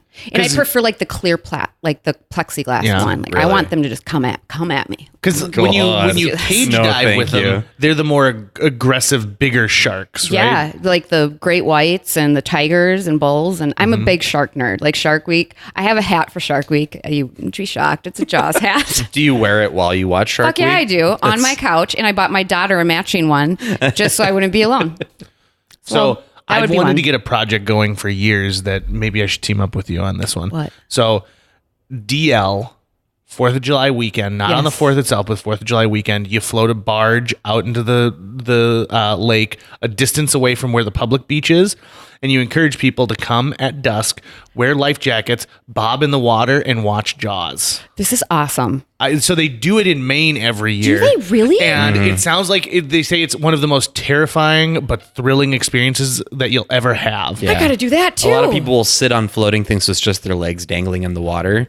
But then once it gets to nighttime, I mean in dusk, that's dumb in Maine, but I'd totally do that. I would do that too. I want to do that. Doesn't that sound wild? Like that's a great idea. Yeah, and I figure like it's perfect for money DL. maker too. And nowadays it's so easy, and to get the rights from Universal is $250 to show Jaws. Are you serious? Yeah. That's it. That's it. That's all they want. Oh, you are onto something. I would be there in a heartbeat. That would be so fun. At one point, I had pitched this when I worked at the Fargo Theater, and I'm like, maybe we could team up like with Island Park, and we could do it in the pool down there. And the person who was running at the time was like, no, what about this? What if we brought like a baby pool into the theater and people could put their feet in the pool? No. And I was like, do you not understand what this experience is supposed to be? No. It's like, let's all watch Psycho in the shower. Yeah. Everyone get in the shower. Come on, make room. Let's get a deal with the Holiday Inn. Keep moving. And have a pizza party. Now, I could totally see like watching Titanic on a cruise ship. I could totally see that. Yeah, I'm down for that. I didn't know Maine does that. Now I got to look into this. Yeah.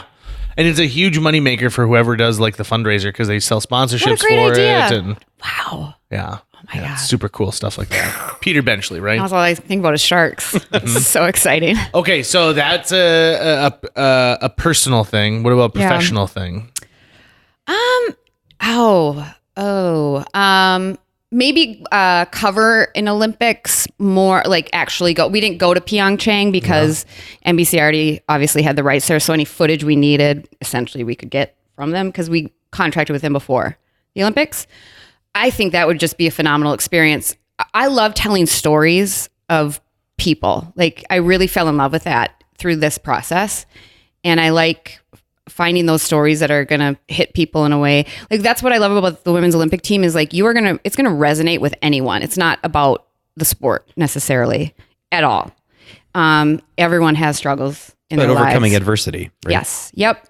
And seeing what people, it's inspiring. And but there's some very raw moments too. And I think that's important because everyone tries to be so perfect. And, I always used to say in mediations, like we all have our shit. Like we're all a little fucked up. Pick your poison. I've got mine. Like, you know what I mean? You might look at somebody and think they have a perfect life. You don't. You don't know. Everyone's had something. So if we all can just kind of have that love of humanity. So I would love to just continue to tell those stories of inspiring things. But, I'm lucky. I love my job. I've really not liked a job that I've had. So I feel lucky. That's great. It's very lucky. I feel lucky. But I've also jumped in not knowing what the hell I'm doing at times. Like, I remember I Googled, what does an executive producer do? Because I didn't have a clue. Not a clue. When Ross hired me, I was like, yeah, I can run a camera for sure. Like, oh my God. I was like, I sit around, I'm like, oh my God. I just lied. And he knows now because he laughs. I was like, I had no clue what I was doing. You know what I mean? I would like watch his brother like write down like minute marks of like, oh, and then I'd pick my thing out and write it down too and just faked it till I made it. Baseball, same thing. Didn't know that sport at all. But I just jumped in. I figured I'd figure it out. So I'm lucky. I take the challenges. I think it's fun to do that. So I love when sports personalities, both players and commentators, play themselves in movies. Yes. So like basketball, Bob Costas is hilarious in that.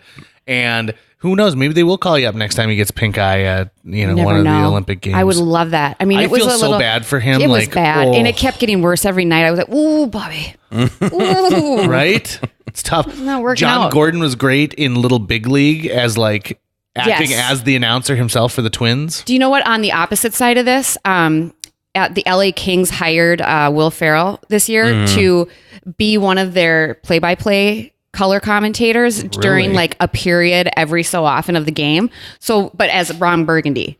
So Ron Burgundy would show up on the the telecast. It was hilarious. I mean, you have to Google it. It was so funny. Ooh. Yeah, he did like the second period of one game, maybe a few others, but it was funny. Didn't Will Ferrell do a thing too where he tried to play on like every baseball team or as many baseball teams as he could? He did, yeah. And I think like in 3 days, and so he'd play like an inning with this team and then fly to another game and make an evening game and That sounds terrible. That's when you know you're one of the biggest celebrities on planet Earth. Yep. Yeah. And baseball's like, yeah, let's absolutely do that. Who pitched that to who? Did he pitch that to MLB or did MLB come saying like, listen, hey, Will? I remember hearing some complaints from people who were, diehard into baseball and seeing it as a disruption.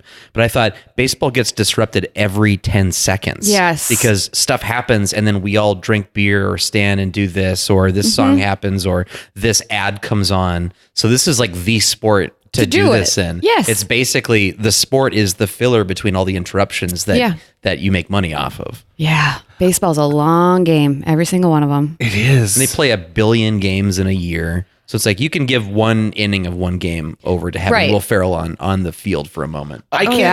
Is there another sport where the fans have as big a chance of disrupting the game as they do in baseball? Because I think of like soccer. I mean, soccer, they riot constantly. Yes. Right. But like, I mean, even in just in an inning of baseball, I'm thinking of like the famous, guy who caught the ball in Wrigley Field and stopped the out because the stands are built in such a mishmashed kind of way. That doesn't happen in football. You're away from the field in football. On soccer, you're riding, but not on. You're just hurting each other in the stand. Whatever. Right, There's trampoline going on, but the game continues. Right. It's a good thing hockey is so fast paced because those fans like pounding on the plexiglass would really take me out of the moment if I was some of the best fans I think are hockey fans. I love them. But yeah, I love that sport, but I like the fans too. They're a little bit more down to earth. You know what I mean? Like in the athletes I found, because I've covered a couple different professional sports, I've had great experiences with really most, but hockey players in general, incredibly humble for the most part. Like it's just a different breed, and that might be because it's like the least popular pro sport. You know what I mean? It might be for a number of reasons, but I think that there is a type of individual that is formed through that sport that is just a little bit different than any other. Back when I worked at Sundog, we were shooting something for the Fargo Force, and so I was shooting an interview in their locker room. I've never smelled that before or since. That is the worst smell. I don't even smell it. I bet you don't, because it's been around it so long. Yep. And this wasn't even like after a game. It wasn't even during the season. We were just there because they wanted to use it as sort of the set. And it smells like that year round. Yeah, it does. And their equipment does too. Although there's like they air it out. Like they've got special machines that will kind of sanitize some of their equipment when, and stuff like that. But I'm so used to it. It's funny because when I'll be interviewing a player who doesn't know me, like from the visiting team or something, they'll be like, oh, like kind of leaning away from me. And I'm like, it's fine. Just come here. And he like, oh, I'm sorry. I really smell. And I was like, I don't even smell it. It's fine. I don't. I mean, I'm like, I bet. Yeah. Nope. It smells worse than our D&D group that comes on here, JJ. Oh, yeah, and that's tough. That's a real tough group. That is tough. You want to smell something horrific? I do? Yeah. So, nice people. Alaska Anchorage hockey team, because they fly, right? So long flights, and oftentimes they'll leave right away, and so their equipment never gets dry. Bull. Ever. You want to talk? I smell that. I mean, because it seeps out of their locker room when they're visiting and down the hallway. And it is just something like I've never experienced in my life. It's terrible. And I even talked to the coach about it. I was like, you gotta he's like, we put it in the bags. We fly out. He's like, equipment never gets dry. I was like, well, it is terrible. It was so bad. It's a real creeping death. I mean, I walked down the hallway just to go to the ice, and the visitor locker room was there. And it was like the first time it was like I got smacked in the face. I was like, what is that? What is that? God, at least light some candles or something in that room. It was bad. It was really bad. I have a feeling that if I were a high school principal, one of the things I would do if kids were naughty, and I'm saying if you were like really naughty and got sent to my office, is you would be cleaning out like the athletic equipment. Like, I'm not going to make you go and scrape gum because you know what? That's character building. I want you to really suffer when you're doing something. Jock straps. Yeah, I want you to go and I want you to watch jock straps. I want every Take kid the cups out. Yeah. What colors are these? Be like, you're going to put that in the same industrial dishwasher as we wash the trays from lunch. Take care of it. Well, and hockey players are notoriously superstitious too.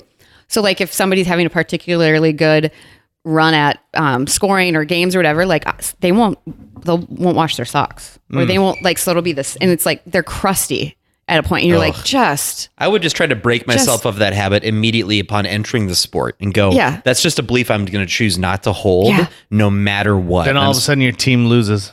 And they're going to continue to lose because I'm going to continue to follow this. Tucker. It was so gross. Well, I was like, it's time. They just... Tucker, did you wash your clothes again? Yeah. God damn it. We want to win.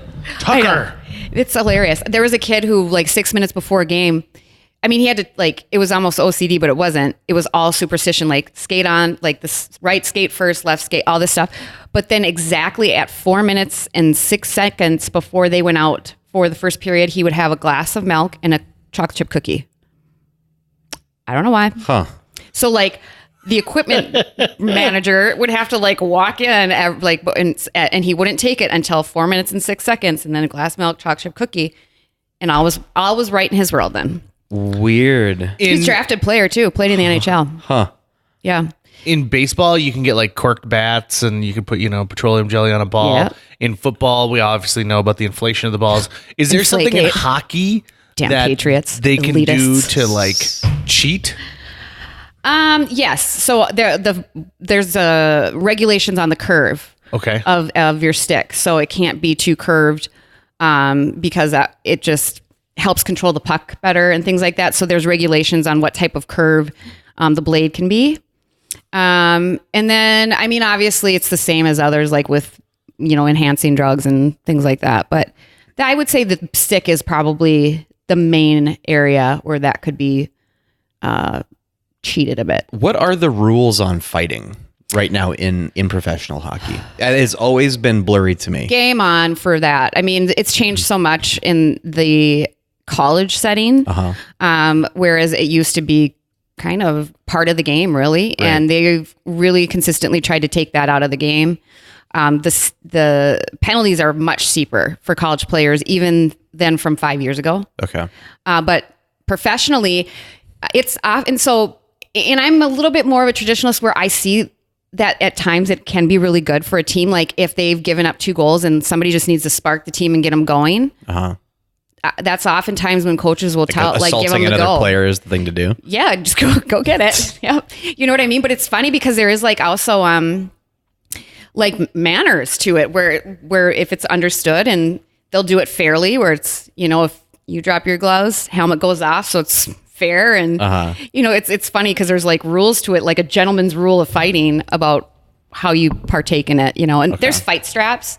So like there's straps on the back of a jersey in the professional leagues, and you basically wind it around your shoulder pad, the bottom of your shoulder pads or chest pad. Right. So it's harder for them to pull because the big thing is if they can pull your jersey up and like get you kind of under, then they just start haymakers. So at what point then do the refs? I do it to my kids' friends all the time, and I'm really good at it, by the way. So at what point do the refs decide, okay, that's enough?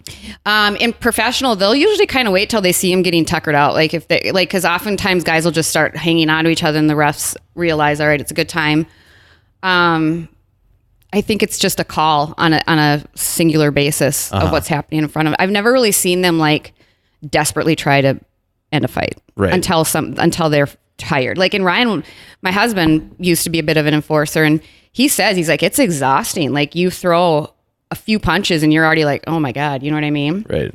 So has anyone ever tried to Cool Runnings hockey where they take a boxer and they see like, can you skate? And well, like we just coof. There was but there was this kid that played in the World Juniors, a family friend of ours, and we went over to Europe to watch him play for the U.S., and it was a bench clearing brawl between Team Russia and Team USA. Our little buddy, very talented, not strong at all. I mean, I remember sitting in the stands. I was like, "Oh, he's so screwed. This is not going to go well for him." And you saw the terror in his mom's face, like, "Oh my God, like this is not good." And he afterwards he came off because he didn't fight, but he was like kind of wrestling with one of the Russians. And I'm like, how the hell did he not? Because everyone else around them, it was like melee. It was crazy chaos. And he came out and he said, I looked for the smallest one. And then we grabbed onto each other. And he said with perfect like Russian dialect, the Russian kids looked at him and goes, let's just hold on. So that's what they did. And he's like, I was like, oh, thank God I picked the right one. He said the Russian just said, let's just hold on. That's gonna be. I'm like, how did you not get your ass kicked out there? What happened? Oh, that's perfect. That's good stuff. Yeah. I love kids. They're so fun. I know. You know? Yeah. And look at that.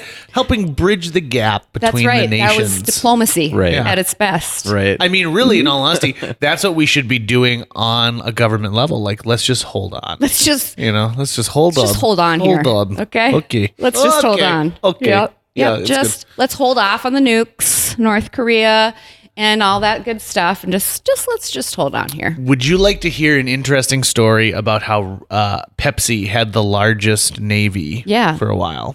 What? So Pepsi wanted to find a brand new market. When is this? This is in the late 80s. So this is after the Cold War, and they don't know how to get their product into places that it hasn't previously been across the world. Okay. So they call up Russia and they're like, hey, Cold War's over. Would you be interested in having Pepsi be almost the official drink of the former Soviet Union? And they're like, duh. And so they start shipping Pepsi over. And so my understanding is they sold Pepsi to the Russian government, and then the Russian government then sold it to stores there. Wow. So Pepsi didn't have to deal with a ton of different distributors. It was one single entity. So at one point they're like, we are out of rubles. And we don't, and Pepsi's like, and good, because we don't want rubles. They mean nothing in the world economy anymore. Right. But you owe us $50 million for this Pepsi we sent. He's like, how about 60 declassified diesel subs? And they're like, okay, sounds good. And so at one point, are you serious? Yeah, I'm very serious. So for a while, Pepsi had the largest navy, like submarine navy in the world, besting even the United States. Is there a show on this I need to watch about? Like, this is just like I get in deep dives in the internet. Yeah. So Pepsi then were on the like, dark web. They're like, okay, he's on the radio every day, and they have all sorts of factoids they have to re-say. So they decide we got to do something with these subs. And so they started selling them off like individually, like collectors, and then museums would do a deal where we'll give you a sub if you will only have Pepsi products available in your gift shop and stuff like this. What? Yeah, I know. Can you believe that? And so what kind of conversation does the UN have where they're like, well, on the red warning tab today, Pepsi is now a major military threat. force. So should we ever decide that Coke becomes the official brand of the UN, we're worried. I'm surprised they got paid anything, because when you're a massive nuclear power on planet Earth, you just get to decide if you're dealing with a company like, oh, what Pepsi you sent us. I don't remember what Pepsi you're talking about you sent us. So don't forget, PepsiCo owns so much that at one point, if you pissed off Pepsi, now your country is no longer going to get Frito-Lay products. Okay. Cheetos, gone. And so I think that was the worry, is if, sure, we don't have to pay you. What are you going to do? Come over here and try and take over Russia? Like, it's not going to happen.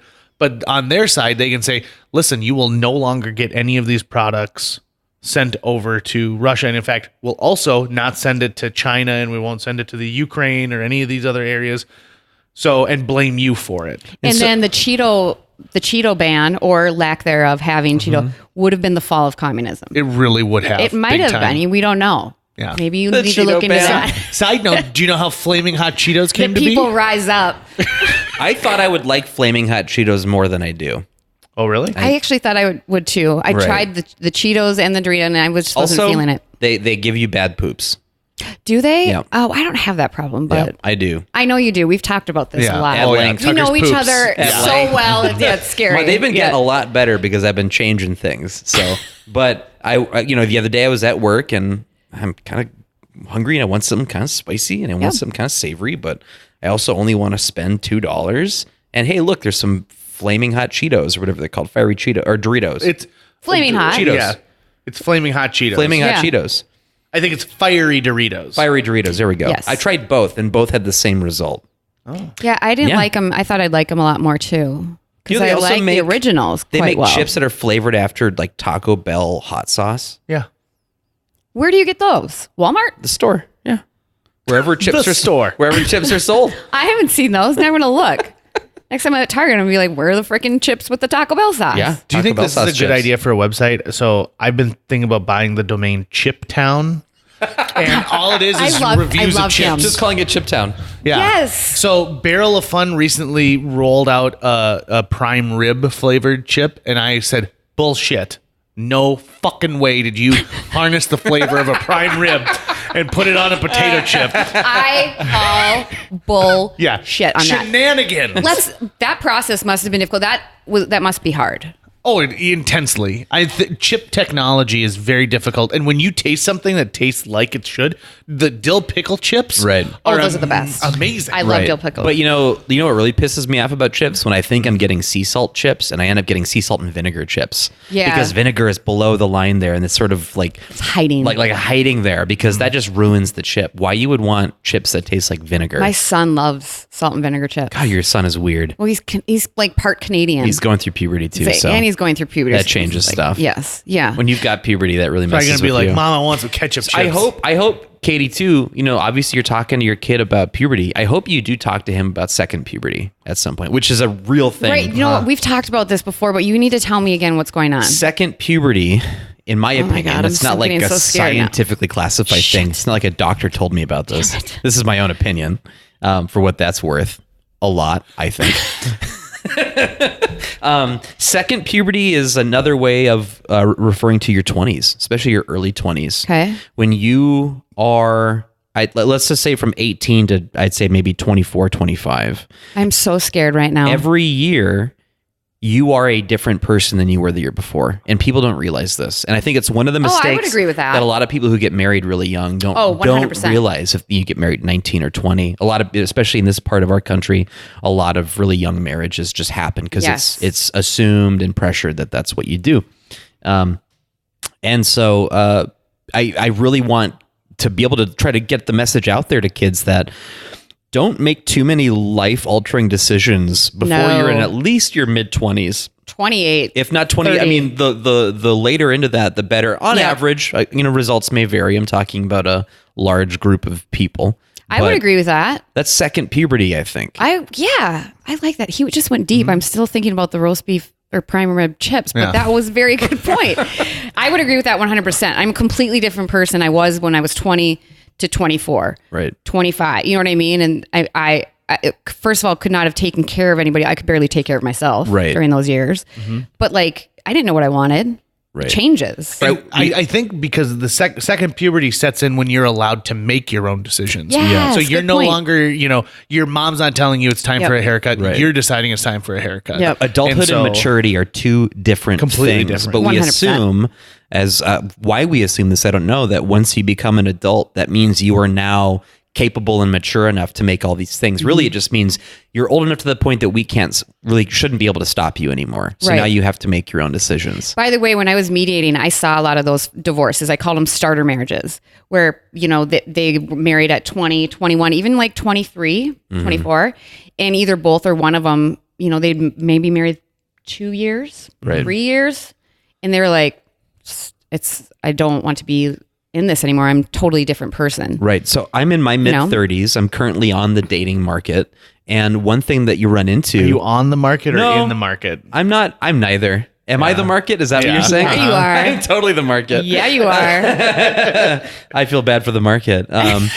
No, but one thing you run into when you're in your mid 30s, regardless of gender or orientation, I think in this part of the world, when you meet people that you go, I could see that person being a good partner, there's a good chance they're already married and had kids, or they've already done that step and they don't want to do it again. Understandably. So I want to have a family someday, but when I meet a lot of women who are my age, they oftentimes already have kids, and to them that means I'm done doing that thing. Right. So it's sort of like a catch-22, right? You don't want to get married before you're ready, which a lot of people do. But you also don't want to wait. You don't want to wait so long that suddenly it feels like you have no options anymore. Well, and even like one of my friends had a divorce, had 2 girls, didn't want to have any more kids, but also was like, I don't want to deal with somebody else. Like, I want to find a man who doesn't have kids. Right. That's really difficult in mid-30s. You know what I mean? If they're divorced, typically at that age they have kids. The starter marriages that I was talking about, oftentimes they didn't. It was just like. Right. And I would tell them 6 months from now, a year from now, this is going to be a blip on your radar. Like, you have no ties to this individual once this is done. And, you'll be able to move on and find who you want and what you want to do in life for who you are now. And so that was the nice thing for those, is that they didn't make the mistake of having a kid and bringing them into it. Yeah. And then piecing out. And then the next was the 7-year itch. It's very real. 7 years. Yes. It is, in the United States, the highest year of marriage where their divorces occur and are filed for. And typically it's, after they've had a kid or 2, and infidelity plays a part in almost every marriage, whether it was a factor in the breakup or not. That's situational. Some could have cared less, to be honest with you. And it had nothing to do with why they were divorcing. But typically I see men at that time period filing. And then there would be the ones where the kids were up and out. And like the last kid just left the nest, and that was 20-year marriages, 25-year marriages, and almost 90% of the time I'd say it was the women filing. It's like, you know what? I stuck it out to get these kids up and out, and now I'm done. Right. I'm bouncing. And it was really interesting because at that time period, I would find that they would come in very resolved and ready to move on and kind of unemotional about it. Interesting. Yeah. So one of my favorite podcasts to listen to is Savage Love by Dan Savage. He's just an absolutely amazing relationship and sex advice columnist who has his own podcast. I'm going to have to look that up. You would I bet I would love Dan. it. In fact, you know what? I think one time I did send you 1 or 2 of his episodes singly at one point because they were covering like a topic that was important at the time. I can't really remember, but he talks a lot about how we assume that because a relationship has ended, that means that it failed. Yeah. And that is something that we should reassess. I totally agree. That it's more truthful to say that relationships fail, or end, not fail. I'm sorry. I'm doing it now too. That relationships end, and that an ended relationship, you can go back and go, a lot of great things came out of that relationship. Yeah. We grew as people. Maybe we had kids that, we really love, or we learned a lot about each other, or we're still great friends. Some people find that, once the passion is gone, the new relationship energy is gone, and you're in it for a number of years, it becomes more of a companionship marriage than it was, say, a romantic one.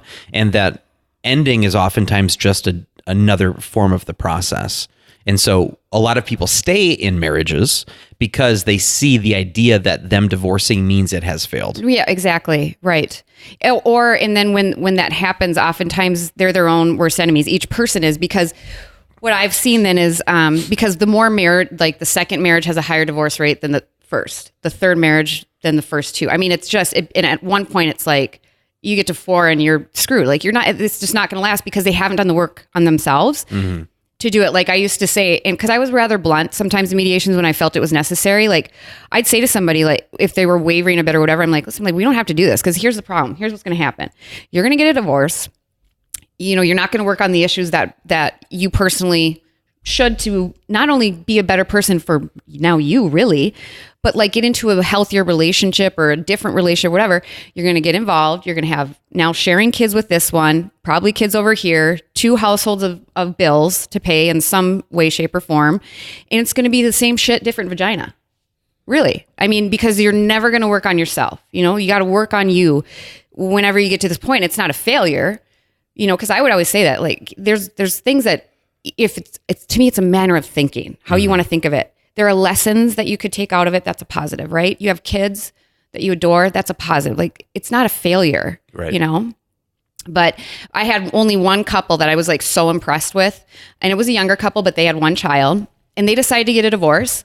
And I was there. I always got there early because they usually come on their own. They walked in together, chuckling, having fun. And I was like, oh, you want a divorce? And they were like, yeah, we're great friends. We have a great kick-ass kid, but we just don't want to be married anymore. I mean, and they were so kind and considerate of each other in everything about finances and debt and the kid and this and that.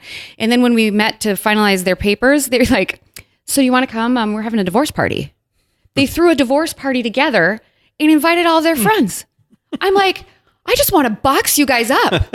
It's like the perfect divorcing couple ever. Like, it was amazing. I wish that everyone could have that feeling, you know, or desire and commitment, because it's a commitment. It's a choice. My sister and her boyfriend, now fiance, started dating when she was a sophomore in high school. She turns 34 this year. So they waited a long time. Very, very long time. In fact, because it's like their 18th or 19th anniversary this March. You and Jill were together for how long? 12 years before I finally got married. Right. So she did way more. That's smart, too. But he was a junior. She was a sophomore when they started dating. What amazes me about their relationship is they, you know, you talked about you're not the same person you were when you were 20 years old. Yeah. Right? Like drastically. Well, you lived it too. Yeah, without a doubt. That's crazy. All the changes that they've gone through in their life and deciding who they're going to be as adults, who they're going to be as employees, who they're going to be as, am I going to get my driver's license renewed the day of or a month in advance? Right. All of those choices have been made while they've been together, and they've seen hard times and they've seen great times together. And they get married this December, and I'm very excited to see what their marriage is, to see if it's going to change anything in their relationship, because at this point they've lived together so long. Mm-hmm. People don't know a world without those two together. Technically, probably common law. I mean, 10 years is common law, you know, if they've been living together that long, but you know, like the law would hold them out to be a married couple already. Right. Oh, they share the deed to the house. I mean, they both, you know, went in together that on that. Be interesting. Versus like, I mean, I was together with Jill for a long time before it, but I was pretty set in stone by the time Jill and I started dating. Mm-hmm. You know, I had become the person I was going to be. Yep. She knew what she was getting into. And, she knew what was happening. The only thing she didn't know is that I would continue to buy toys as I keep getting older, because they're making candy coats. Oh yeah. I want to see this, by the way. It's so awesome. I really do. It's got his name sewn into the label on the back. And you see, the thing with JJ too is he has a very John Candy personality face. Like, you do. Not just the fact that you're both similar physical dimensions, but you have a bright personality in the same way that he did. Well, and a kindness. Like, there's a level of that. Yeah, you are. I try and be kind of like I like to be like a friendly bear. Right. I always thought friendly bear. My perfect role would be Little John. In Robin Hood, right? You like, would I crush Little John? Yes, you would. Totally crush Little John. You really would. God, that's hilarious. So of my siblings, I'm the only non-married one. And so I'm kind of feeling that gaze from the rest of the family. Like, when is this going to happen? Ultimately, I just want to make sure that, for me, the decision is one that I can't help but want to make. Yes. In that moment. I hope it doesn't come down to me making a calculation of my age and her age and what we want to do and blah, blah, blah, blah. Well, I guess don't do it the odds are best if we blah, blah, blah. I really just want it to be something that I go, I can't help but want this. Yeah. The old specific rule set of how you had to follow it just doesn't feel like it needs to apply. I don't think so. In all ways. I think that you're not somebody who's going to date someone for 2 years and then propose and get married. I think you're going to date someone and in 3 months into that dating be like, yep, this feels good. This feels right. Mm-hmm. And that's what it's going to be. And we're all going to be so stoked for you. And I agree. have to delete a picture I have of Tucker's bird off of my computer. He has a picture of my wiener as I'm taking a pee. only your spouse know what should you have want. that. You know, I just was like, because you are going to know, Tucker, you're just going to know. Like, you're going to be like, it's not going to take you 3.5 years to figure it out. I hope it's a moment where I go, oh, there you are. Yeah. I hope it's that. Yeah, and you know what? Marriage is still really tough. Even when I adore my husband, but there's times I can't freaking stand him. And we've had issues and ups and downs that have been really hard, and I've been hurt, and things have been, it's a roller coaster. But when you got that commitment and somebody there, because he did to me, even meeting him, actually I met him, I couldn't stand him at first. So that's why good thing I didn't get involved. My future wife will feel the same way. I was 18. I didn't start dating him until I was 24. So there you change a lot, right? And at 24, one drunk night and bar closing, I thought he was the man of my dreams. So that's the ticket, huh? Yeah. But no, I mean, I would say where when I kissed him, it was like nothing I'd ever experienced in my life. It was just weird. And my nickname was Kissing Bandit, so I did a lot of research before that. I was like, what does that mean? KB, because I wouldn't really do much else, but I'd just be drunk and I'd kiss. And so my friends would be like, "What's up, KB?" And I was like, "Hee." Whatever. Anyways, but there's a feeling. Wouldn't you attest to that? Yeah, I know the you moment. You just kind of go whoa. The moment I knew my wife was the one for me is we were. I love this story. Probably two years into dating, and we were walking down the street, and we saw just in the distance this guy was picking up this big stick, and she was just to her, not to me, just to her, not like a hey, look at this moment. She goes, "Come on, you devil lug." And it's a quote from the movie Heavyweights, and I quote every time I'm picking up sticks in the backyard, I'm like, "Come on, you devil lug." And I knew at that moment that when somebody else my God, has that subtle appreciation and can just, it's those little things. Yeah. But also, on the same side, my wife has said incredibly hurtful things to me, and I've said incredibly hurtful things to her because you're the most intimate with that person. Yeah, you can go there. And they're the ones who should be taking care of all of your vulnerabilities, and you should be safe. The insecurities, and I can be terrible with that. Yep, and it's tough. It's so tough. And then I have such regret. Yep. Instant regret, right? But then you've hurt them so bad, they're freaking pissed off at you, and you're trying to back off of I shouldn't have said, I'm so sorry. And say, and you're like, I deserve that. Okay. I forget. That. I'm paraphrasing the quote and who it's from, but it's something along the lines of, if you want to find the perfect enemy, choose a friend. They know where to stick the knife. Yeah, that's true. Oh, yeah. That's that's true. a great quote. It's something along those lines. Mm-hmm. Oh, man. But and I think that's part of the fun of relationships is you're going out on a limb no matter what. Yeah, there's no promises here. You're leaping. Oh, of course. I mean, that person who you can't help but want to marry 7 years down the road, you might not be able to help but want to divorce. Because people do still change. Yep. No matter what. Throughout their lives. And that's the important thing, to try and grow and accept with that change. But it's tough, that's for sure. It's not, will your relationship end? It's how will it end? Will it end in death to us part? Will it end as friends? Will it end as enemies? What will the end of that be? It's even we've said this before in the podcast, but when you get a new pet, you're putting a down payment on some future heartbreak at some point. Yes, I hate that. Right? And that's the same thing that happens anytime you make a major life choice. You get a new job, you get a new partner, you have kids, you buy a new house, whatever, right? There's at some point you're choosing that this is going to hurt me at some point, but it's still worth it. Yeah. A lot of times they use the word partner, and I prefer cheerleader when it comes on to it because I want somebody who's going to be excited about the things that I'm excited about. Jill has no desire whatsoever to ever go to Los Angeles and do a backstage tour at Warner Brothers. And that is my dream vacation. She's like, great. You and Tucker go down to LA and you have a good time. I'm going to stay here. I'll take care of the dogs. We don't even have to worry about boarding. Yep. And I'm like, thank you so much. Yes. And Jill's also the person who tells me not everything you say is funny. You have a lot of misses. And so just know that when you get a good one, that's where it sticks. But then also, Jill, a lot of the times you're just wrong. Yeah. What he said was funny. Jill, I got your back here. I got your back, Jill. And it was just you who didn't get it. No. We're banking on the fact that she doesn't listen to this show ever. Yeah. I don't think she's ever, out of 130 some episodes, she's never listened to a single one. If we made an exception of technically the tell us Clumps how much one. the Coke costs. If we tell us how much the damn Coke we could costs. make a podcast called Jill Listen to This Podcast. You should. JJ says some damning things about you, and she probably wouldn't tune in. Yeah, I'm I'd be not interested. It's time for JJ to admit every little secret, every little half truth that's ever been there. And here we go. as we end this thing, so I'm really excited because I did something strong for myself recently. What? I am I used to do commercial kitchens and remodeling work. Oh, wow. And so I think that I've got that skill set down. I don't when it comes down to it. I've been remodeling my master bedroom and bathroom for 3 years. Oh. It's an ongoing project. And that's why I love my wife is because she's like, bless Jill's she's like, yep. patient heart. He'll finish it by the time the first baby comes, whenever it comes. But I recently decided, you know what? We have a patio, a block patio in the backyard, and it has started to look kind of like crappy around the edges. It's about 23 years old.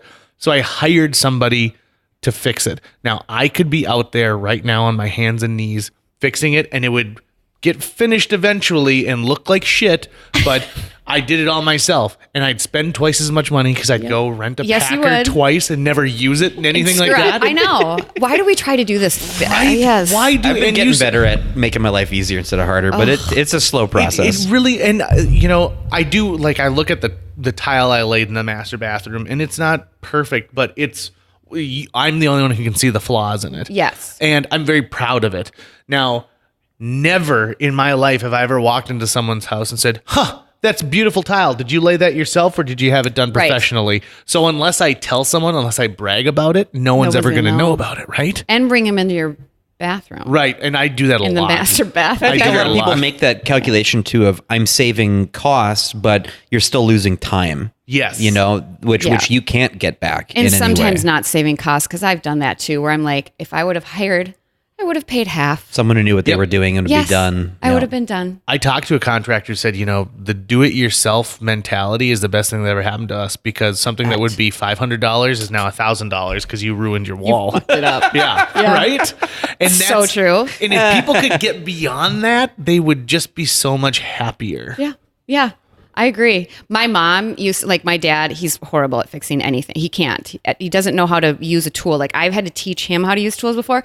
But when we were younger, I learned this. My mom would be like, he'd be like, Becky, toilet needs a little tweak here, so I'm going to run and get the part and I'll be right back. And she's just like, okay, dear. And I remember when I got it as a teenager, I'd look at her and I'd be like, what are you doing? Like, he can't fix this. She's like, oh, it's just a process. Just watch me work. And I was like, okay.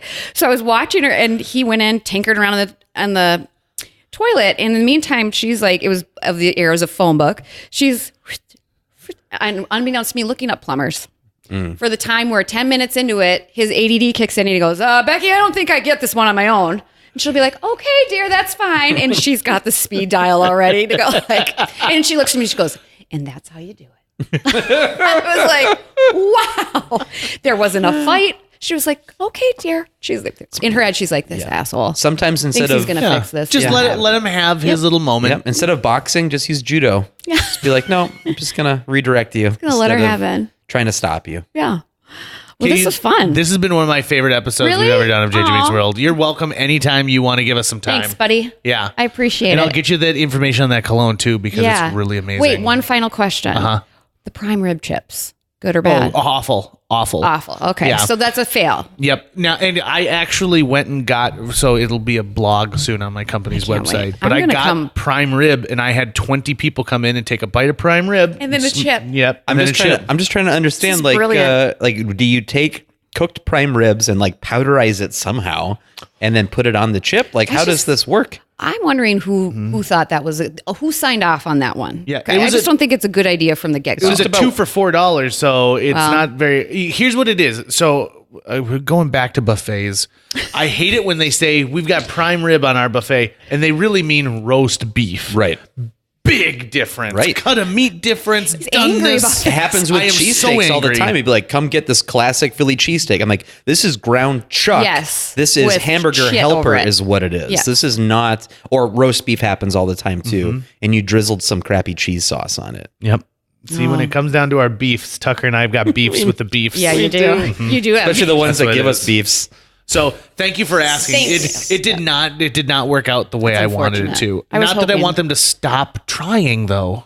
Please, if you can get a potato chip that tastes like we're close to 5G with cell phones. If we can get to at least 2 or 3G with prime rib Pringles, We'll make it. Come on. It's just got to come down to what kind of chemical bath do we bathe these potato skins in? I actually think they should hire the two of you, and we'd be far further down the road of success. JJ's job is to taste it and go, yep. Not yet. You're not there yet. And then he'll throw it down, a tantrum. Get this out of my face. Right. I don't want to see him again. You know, when they were inventing Kellogg's cornflakes, originally they were invented He's so like a that wealth of information. Dr. John Harvey Kellogg believed in, he was a strict vegetarian, and he started a place called the Battle Creek Sanatorium, where people would come to spend 6 months, and it was like a spa, but they had crazy treatments, like you'd have laughing treatments where you go, ha ha ha ha ha ha. Are you serious? But he invented cornflakes to keep people from masturbating. Mm-hmm. He said, "This if you ever get the urge to pleasure yourself, enjoy this bowl of." I don't even think they had the word cereal yet. I think the idea was just that it was so bland that it would curb any passions rising within you. I think is the notion. And it was his brother who took the cornflakes and then put sugar on them and made the cornflakes that we know today. Yeah. Wow. Yeah. Well. So take that home to your son. I got a lot to take away and think about here today, people. If your son doesn't enjoy his book, you can always be like, here's some cornflakes. Just to take the edge off. I'm just going to say, you know what? If you are ever, you just eat a bowl of that, maybe even skip the milk. Wear a spoon, and you will be just fine. Just ignore your desires. Decades later, he ends up in some seedy little need a girlfriend. House of ill repute. And the woman says, okay, well, what's your fantasy? He goes, I would like you to get into a bathtub filled with milk and cornflakes. Cornflakes. Could you please blur your nipples, please? And blur the nipples. Oh, that's it. Oh my God, that was hilarious. A huge thanks to Natalie Deutsch of Hatch Realty for sponsoring this podcast. Folks, if you're looking to buy or sell a home, contact Natalie Deutsch today, because Natalie Deutsch is not only a previous podcast guest, she's somebody who's going to care enough to sell your property for top dollar. She's also going to find you the best price possible if you're purchasing a new home. Last year, on average, Natalie earned her clients $4,000 over list price on their homes and sold them faster than the market average. On average, Natalie's selling a home every 3.74 days. That's 2 homes a week. Those numbers don't lie. Find out why Natalie is one of the top agents in this entire market. Get a hold of her today, Natalie at hatchrealtyfm.com. You can also call 701-388-9338 or go on to livefargomoorhead.com. That's livefargomoorhead.com. Read all of her amazing reviews and then listen to her episode of JJ Meets World. Thanks again to Natalie Deutsch of Hatch Realty. That's going to wrap it up for today's show. If you enjoyed this episode of JJ Meets World and would like to help us continue to produce 2 new episodes every week, you can donate to our Patreon. Check out patreon.com/JJ Meets World and donate today. Even as little as $1 a month can go a long way. Visit our website at www.jjmeetsworld.com or hit up our social media. We're on Twitter, Facebook, Instagram, all the sites the kids are using these days. If you'd like to stay up to date on new episodes of JJ Meets World, you can find us on iTunes, Google Play, Spotify, Stitcher, iHeartRadio, YouTube, or wherever you consume the podcast that you love. JJ Meets World is produced every week by Tucker Lucas. You can find out more about Tucker's work by checking out www.moonbasemaria.com. If you want to get in touch with your host with the most, go to linebenders.com, and you can find direct contact info for JJ. Did you notice how Katie and I were dressed pretty much exactly the same today? I'm wearing a gray top. She was wearing a gray top. She's wearing really faded jeans, but I'm wearing these gray shorts with a lot of white in them. If I was wearing some more jewelry, I think we would have been twins.